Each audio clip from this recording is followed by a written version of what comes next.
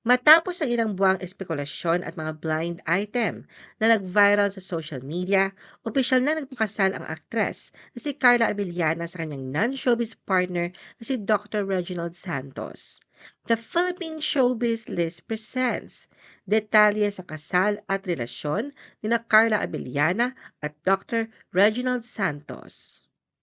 Carla and Dr. Reginald's rumored romance. Kamakailan ay nauugnay sa romantikong usap-usapan si Dr. Reginald Santos sa kay Carla Abellana, lalo na nung kumalat sa social media at ilang entertainment circles ang mga chismis tungkol sa umano'y engagement ng dalawa. Noong August 2022, ikinuwento sa Abante column ni Christopher Min ang kanyang pagbisita sa Diliman Doctors Hospital kung saan sandali niyang nakilala si Dr. Reginald. Doon niya napag-alaman na dating magkaklase sila Dr. Reginald at Carla sa OB Montessori Green Hills. Ayon sa nasabing write-up, nagkaroon umano ng mahigit 2 taong relasyon ang dalawa noong kanilang kabataan bago sila tuluyang nagkahiwalay ng landas, bagamat nanatili silang magkaibigan. Mas lalo pang umigting ang interes ng publiko na mapansin ang presensya ni Carla sa ilang events ng Diliman Doctors Hospital. Sa grand opening ng Diliman Doctors Hospital Center for Wellness noong October 2023, kabilang si Carla sa mga invited guests. Sa mga larawang kuha sa ribbon cutting at blessing ceremonies, makikitang kasama niyang kapwa celebrities na sina Tonton Gutierrez, Gaidal Mercado at Councilor Aiko Melendez. Mayroon ding larawan mula sa nasabing event na kuha si Dr. Reginald na noong nagsisilbi bilang Assistant Administrative Officer ng ospital. Isang detalye na lalo pang nagpasigla sa espekulasyon ng publiko tungkol sa tunay na estado ng kanilang relasyon.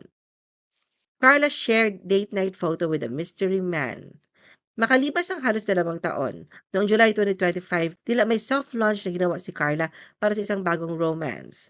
Sa naturang buwan, nag-post siya sa Instagram ng isang candlelit dinner photo kung saan makikita ang isang mystery man. Bahagya nakikita lamang ang mukha habang tila nagbabasa ng isang orange menu booklet. Simple lang ang caption ni Carla na hi, pero sapat na yun para pasabugin ang internet.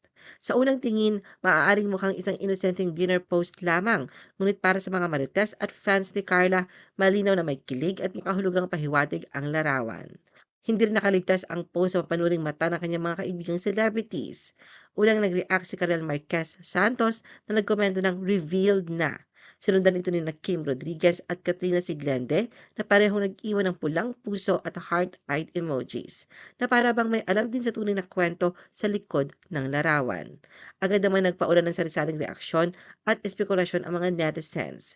Ngunit nanatiling tikom pa rin ang bibig ni Carla tungkol sa tunay na pagkakakilanlan ng lalaking kasama niya sa larawan.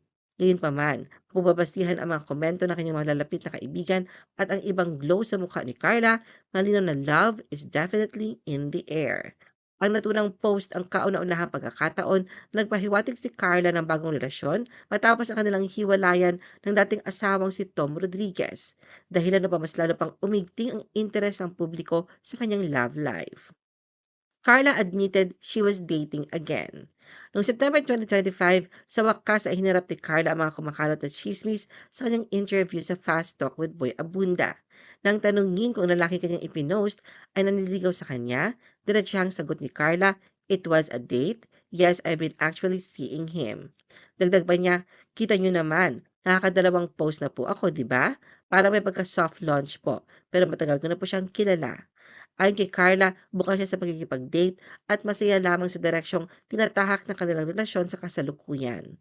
Samantala, nanatiling tikom ang bibig ni Carla kaugnay sa mga ulat na nagsasabing may planong garden wedding sa December 27, 2025.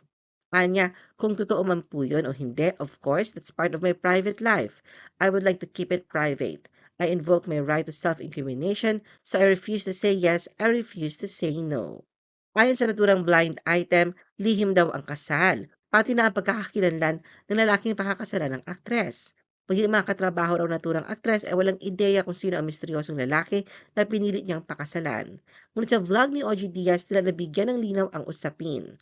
Ayon kay OG, mula sa isang mapagkakatiwalaang source, si Carla daw mismo ang tinutukoy na aktres sa blind item. Ngunit paglilinaw ni OG, sa December 2025 magaganap ang kasalang ito. Bagamat tumangging pangalanan ni OG kung sino ang misteryosong lalaki, sinabi niya ang naturang groom-to-be ay isang doktor at kasalukuyang chief medical officer ng isang kilalang ospital sa Quezon City. Carla revealed she was officially engaged.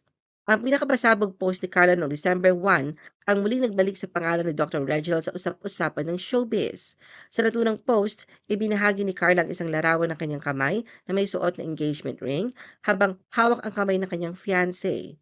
Ang unang bahagi ng kanyang caption ay binubuo lamang ng 3 white heart emojis na sinundan ng isang Bible verse mula sa aklat ng Jeremiah na kanyang kinwote. For I know the plans I have for you, declares the Lord, plans to prosper you and not to harm you, plans to give you hope and a future. Hindi na idinetalya ni Carla kung kailan naganap ang proposal. Gayunpaman, agad namang bumuhos ang pagbati at congratulatory messages mula sa kanyang mga kaibigan sa showbiz sa comment section ng kanyang post. Ito ang kauna-unahang visual na pahiwatig na ibinahagi ni Carla tungkol sa proposal, bagamat pinipili pa rin niyang huwag ipakita ang mukha ng lalaking kasama niya sa larawan. Kalaunan, kinumpirma ni Carla ang masayang balita sa pamamagitan ng Fast Talk with Boy Abunda. Carla's delightful private bridal shower. Ilang araw bago ang kanyang kasal, binigyan ni Carla kanyang mga fans ng sulyap sa kung paano niya inihanda ang kanyang big day. Nagbahagi siya ng mga litrato mula sa kanyang bridal shower na ginanap sa isang beauty clinic sa Parañaque. Sa kabila ng kanyang abanang schedule sa promotion ng kanyang 51st Metro Manila Film Festival entry na Shake, Rattle and Roll Evil Origins, naglaan si Carla ng oras upang mag-relax at magsaya kasama ang kanyang ina at malalapit na kaibigan. Sa kanyang post, inilarawan niya ang pampering session bago ang kasal. Heavenly, amazing experience with mom and my girls, definitely one for the books. Thank you for spoiling us. Bagamat nanatiling private si Carla tungkol sa kanyang relasyon at sa pagkakakilala ng kanyang asawa, sinabi niya noon na nais niyang ibahagi ang kanyang kaligayahan sa publiko sa tamang panahon. Sa isang panayam sa 24 oras, ibinahagi niya ang saya na nadarama habang inihahanda ang kanyang espesyal na araw. We'll share everything definitely kasi ang hirap ng overwhelmed ka, overjoyed ka, tapos di mo malabas, di ba? Carla and Dr. Reginald tie the knot in intimate ceremony. Si Carla ay kinasal na sa kanyang non-showbiz partner na si Dr. Reginald. Nagpalitan ng vow sa magkasintahan noong December 27 sa isang private at intimate na seremonya na sumasalamin sa kanilang pagpapanatiling lihim sa publiko tungkol sa relasyon. Isang private at intimate na seremonya. Kompirmasyon ito ng matagal ng usap-usapan na magaganap ang pag-iisang dibdib ni Carla at ng kasintahan nitong doktor. Ang kasal na pinangunahan ng Mayor na Alfonso Cavite ay dinaluhan lamang ng kanilang mga pamilya at pinakamalalapit na kaibigan. Ilang sandali mula sa espesyal na araw ang ibinahagi online ng kanilang mga mahal sa buhay. Sa mga litrato na na-upload, kitang-kita ang ningning ni Carla sa kanyang puting bridal gown na may tradisyonal na belo, habang si Dr. Reginald ay nakaputing tuxedo. Ipinakita ng mga larawan na ang mag-asawa ay masayang-masaya sa tila garden wedding na kanilang pinili. Bagamat hindi ibinunyag ang eksaktong lokasyon ng seremonya, kitang-kita sa setting at detalye ang isang simple ngunit eleganteng pagdiriwang. Sa isang larawan na ibinahagi ng ina ni Carla, makikitang nakangiti ang bagong kasal habang nakapose sa camera. Isa pang imahe ang nagpakita sa mag-asawa na nagbahagi ng kanilang unang halik bilang mag-asawa, isang tahimik ngunit nakabuluhang highlight ng seremonya. Ano ang masasabi mo sa video na ito? Mag-like o mag-react at huwag mahiyang mag-comment. For our YouTube viewers, huwag kalimutan mag-subscribe at i-hit ang notification button. At para sa aming Facebook viewers, mag-like at follow sa aming Facebook page para updated ka sa mga showbiz chika. Thanks for watching!